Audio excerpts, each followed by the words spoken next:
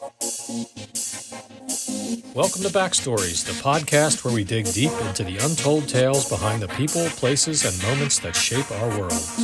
Every month, we'll uncover the hidden narratives that inspire, surprise, and challenge us. So, grab your headphones and get ready to journey into the past, one backstory at a time. My buddy, my Friday friend, Spyder is here to tell his story.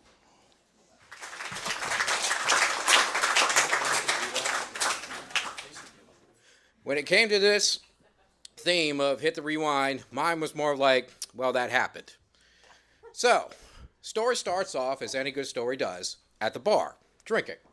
Now, a little back on this. I work at 3 a.m. in the morning until 11 a.m. So I work my 8 hours. I go to the bar at 3. I have a burger and a beer like anybody would after work.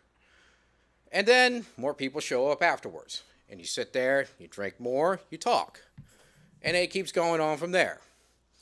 Then around, 9 o'clock when I normally call out after 6 hours of hard drinking, I'm like, it's about time to go home. Didn't work out that way. Bartender shows up and she's like, hey, Spyder, you want a shot? Well, if I have to. So I have a shot, have another beer, talking. And of course, we're solving world problems, but you forget it 20 minutes after you went to the bathroom.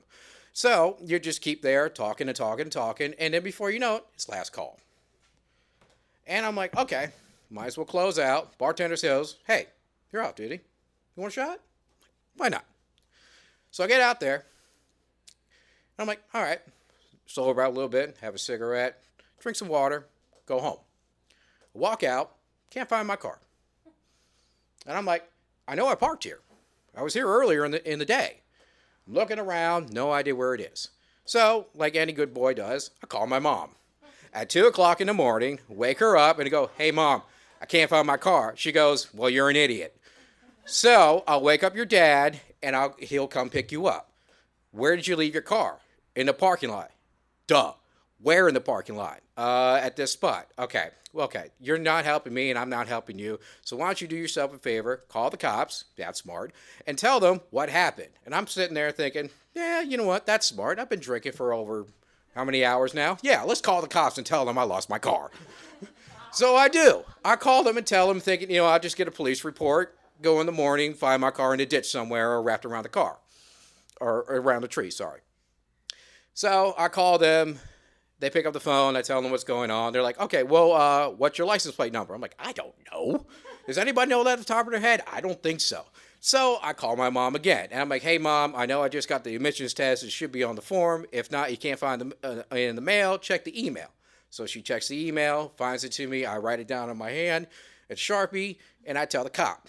Cop's telling me, okay, we'll work for your car. We didn't see any glass on the ground. Was there any place where you were? I'm like, no, I was at the bar at 7 o'clock. Not telling them exactly what happened because I'm sitting in the back of a cop car. I'm already halfway there.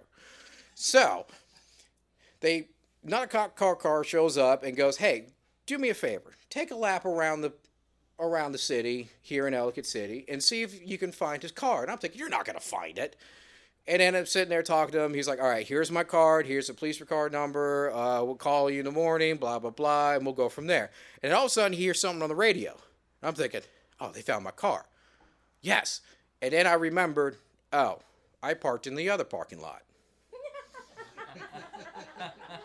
So I just remembered that sober moment. I'm like, oh, yeah, it wasn't this parking lot. It was E parking lot right behind the bar where I was drinking.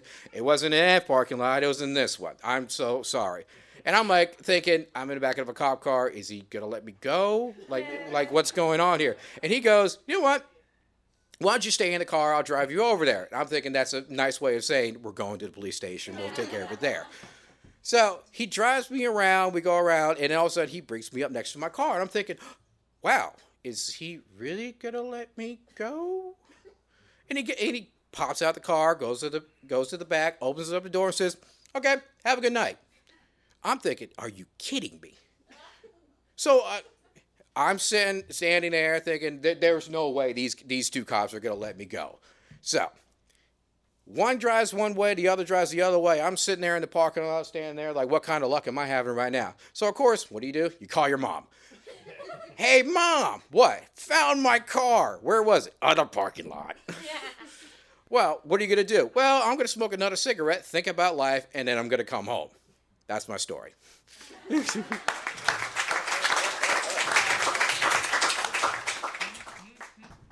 Oh, that was a great clap for Spyder, but can we all have a clap for Spyder's mom, who answered the phone multiple times at 2 a.m.